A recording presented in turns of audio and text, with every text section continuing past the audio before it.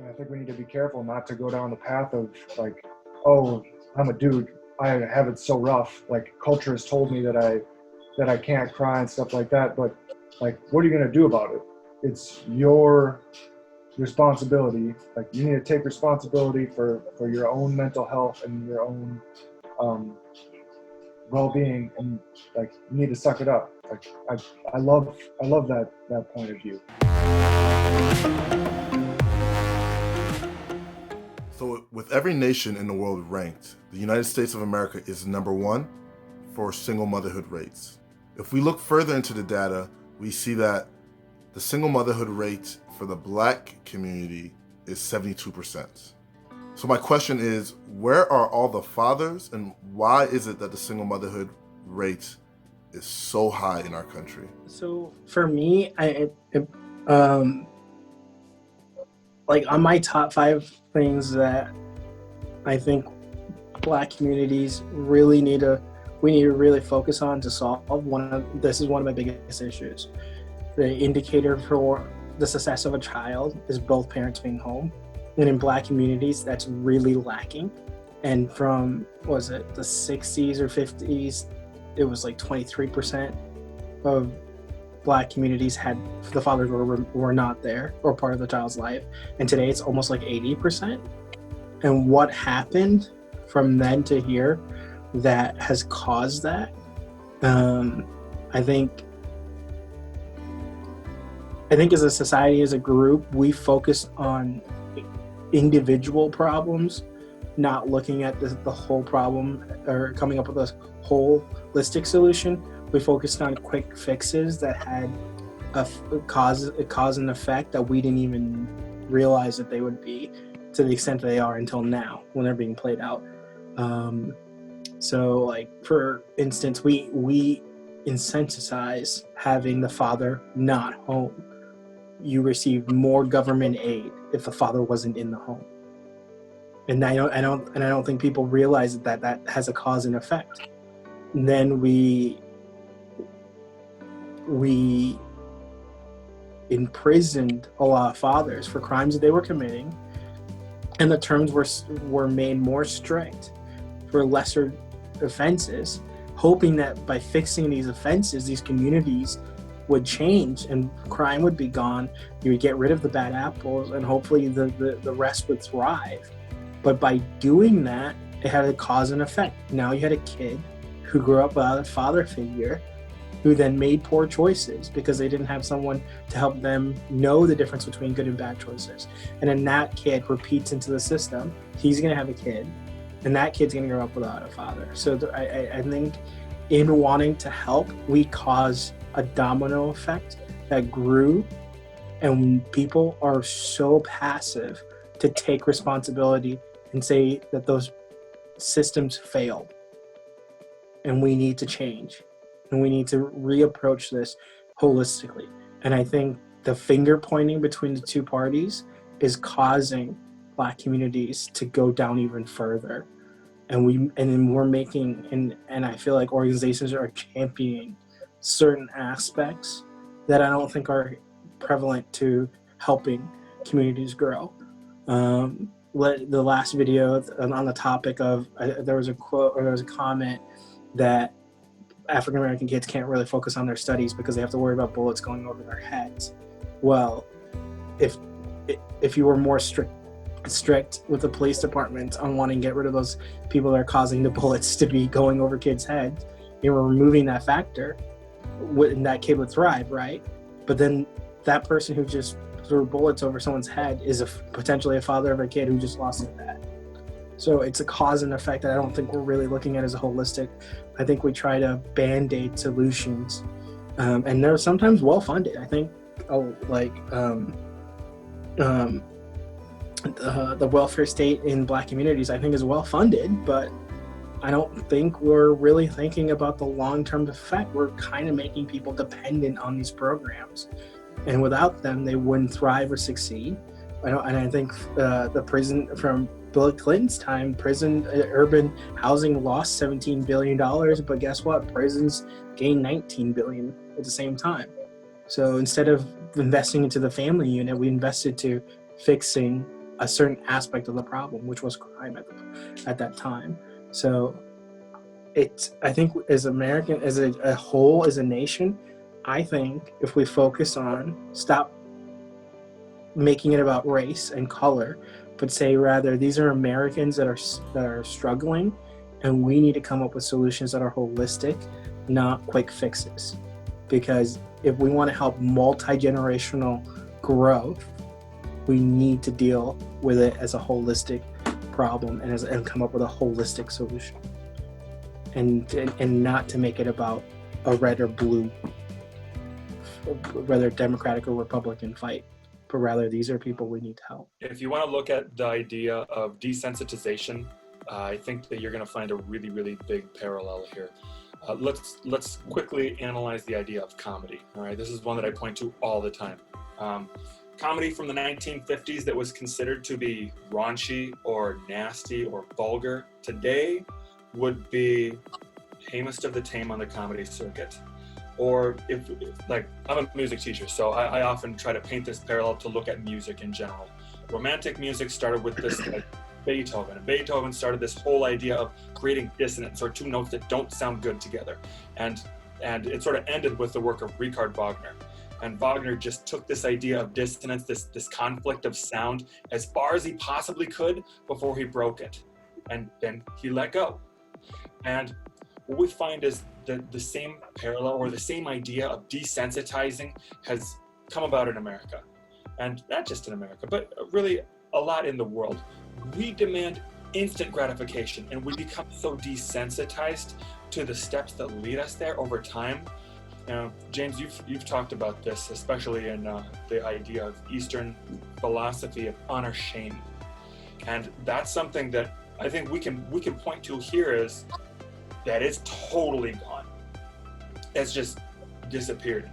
We live in a society that I believe is as close as you can get to shamelessness without becoming Sodom or Gomorrah as possible. But the idea of desensitizing is that we want this instant gratification. And hey, you know, my neighbors, they've got kids who are raised by a single mother. And being a father is hard. It is really hard. Being a mother is hard too. But it is so easy for the man to leave. In fact, it's become too easy for the man to leave. It's become too easy because there's no shame. There's no honor that's bestowed in staying, and there's no shame that's given in leaving. And that is a problem. That is a problem in America. I don't agree with the honor shame system as a general theme, but I think that it has a place in our world and in America today. You know, if you abandon your family, you should be shamed for it. It's not to say that you can't be redeemed, but there is shame in that, and it needs to be recognized, it needs to be spoken.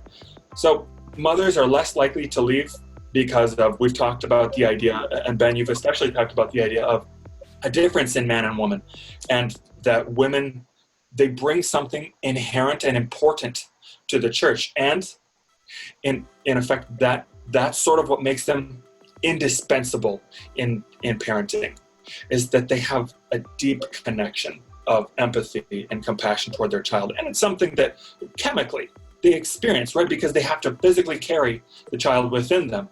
And they develop what's just commonly referred to as a maternal instinct.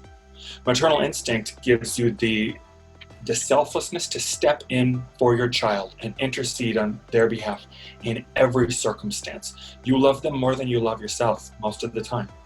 And the reason that the mother stays is because that love is so much more present in the relationship between the mother and the child than it is between the father and the child. Fathers, generally speaking, by my experience, they want to teach their children. They want their children to grow up to be like them. And I don't know that mothers don't want that, but I see mothers as more compassionate, more understanding, and more open to the idea of promoting a child to be who they're going to be and who they might want to be. Fathers are less likely, in general, okay, this is not every single father by any means, but in general, I think fathers are a lot less likely to be understanding of something that they disagree with. And mothers are more likely to be compassionate and loving in regards to something that they disagree with.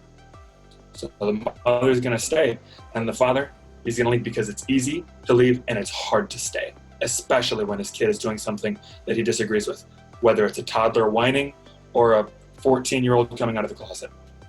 The suicide rate for men is 4 times higher than among women. Men are less likely to recognize, discuss, and receive treatment for depression. My question is, are the emotional burdens of men taken seriously? And also, do men have readily available emotional outlets? No, not even close. And that has to do with how culture views masculinity. As a man, you're not supposed to cry. You're not supposed to show emotion. You're not supposed to show weakness. It's not attractive. And that's what we're taught at an early age. Hey, there's no crying in this sport. You don't cry when you lose. Toughen up. And we continue to propagate that amongst our kids as well. We tell them the same thing that was told us. We don't have that emotional outlets that women have. Women can, call up their girlfriends and go out and have a cry fest. I'm not going to call you, James, and be like, James, I need a shoulder to cry on right now. It's just not going to happen. And maybe it has a lot to do with pride. As men, we're prideful. We don't want to show other men that we have weaknesses, that we have issues that we struggle with, whether it's mental health issue, whether it's sexual issue, whether it's some sin that we have in our lives. We don't want to bring these things up to other men for fear of being ostracized or shamed or looked down upon. So we don't. And as men, we need to get back to that. We need to get back to, hey, I'm having this problem. Let me share it with you. Hey, come, I have this problem. Do you want to pray with me on this? Or even reaching out to other people. Like, hey, is there anything I can pray for? Is there anything that you're struggling with? I think we need to get better at that as Christian men, to reach out to one another and spur one another on in faith, like Paul writes, to encourage one another. Because we need those outlets. It can't just be, I had this going on, I'm going to the gym. Yeah, you might get some frustration out, but that doesn't really deal with your problem. The same as going to the bar after a hard day at work. I need a couple drinks. I need a beer. I need drugs. We try to fill our outlets with all these different things that aren't really taking care of our problem. It's more numbing us to our problem, but it's not solving our problem. We still have these issues within us that need to come out. And unfortunately, sometimes they come out violently. We take our violence out on others.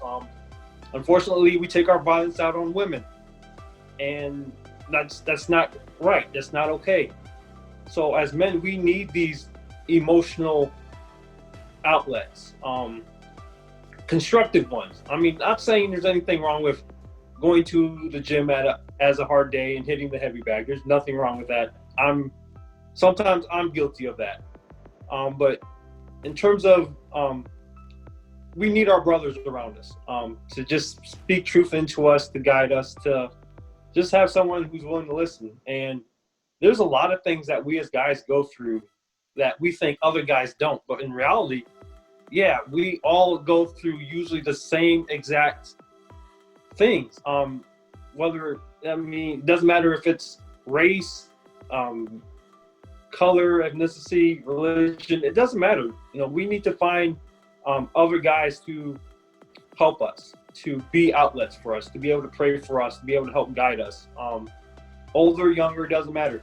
I feel like every guy should have an older gentleman to be able to go to for advice. I'm lucky enough that I have my father-in-law who has a wealth of knowledge. I have my own father who has a wealth of knowledge. I have my Heavenly Father who has infinite knowledge. I have brothers I can text and call at any time and say, hey, I have this going on. What are your thoughts? Or, hey, I just need some prayer right now. So as guys, we need that outlet as much as women do. I like your point of view on this one, especially in that it's nobody's fault but ours, you know, like, and I think we need to be careful not to go down the path of like, oh, I'm a dude, I have it so rough, like culture has told me that I can't cry and stuff like that, but like, what are you going to do about it? It's your responsibility. Like, you need to take responsibility for your own mental health and your own well-being, and like, you need to suck it up. Like, I love that point of view. Like, you need to do something about it, because it's not like, that's American as heck, right? Like, you do something about it. Like, if you have an issue, you do something about it. Get people to help you with whatever your issue is, but you need to pull up your bootstraps and make it happen, because nobody else is going to care about you like you care about you. All right, folks, that concludes our panel on masculinity. Once again, I want you guys to thank our panelists. We have Tyler Scoop, Chris Hale, Osmond Jama, and Ben Peterson. All intelligent, solid guys. Again, you guys like, subscribe. If any